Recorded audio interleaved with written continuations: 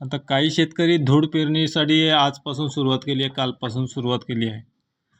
तर ते धूळ पेरणी ही रिस्की आहे यावर्षी. जर पावसाचा गॅप पडला तर मग धूळ पेरणी फेल जाते, कारण धूळ पेरणी केल्यानंतर 2 दिवसात साधारण पाऊस यायला पाहिजे असतो. बरोबर. आणि जर तो आला नाही तर मग ती वायाला जाण्याची शक्यता असते पेरणी. हो, दुबार पेरणीचं संकट ओढवते. हो, तर मग ती रिस्क राहील शेतकऱ्याचा. बरोबर आहे.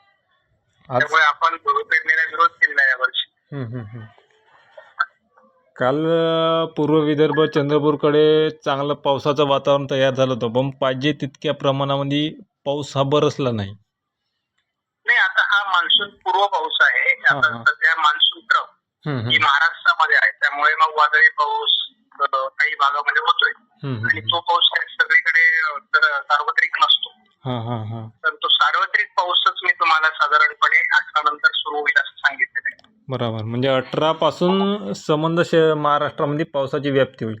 पाऊस येईल अगदी जूनच्या 30 तारखेपर्यंत. सगळं बहुतांश भागात छान पाऊस झालेला असेल. शेतकऱ्यांना पेरणीची शेवटी काही अडचण येणार नाही. आणि शेवटी कसं राहील सर या जूनच्या 22 नंतरचा पाऊस? अतिशय चांगला पाऊस आहे महाराष्ट्रात. काही विभागात शेतकरी कंटाळतील एवढा पण पाऊस आहे. हो का?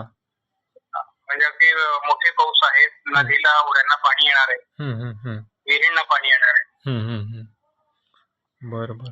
चालेल साहेब, महत्त्वाची पेरणी संदर्भात आणि पाऊस कधी काय कसा पडेल हे शेतकऱ्यांना उपयुक्त व्हिडिओ राहील हा. ठीक आहे साहेब, धन्यवाद साहेब. हो.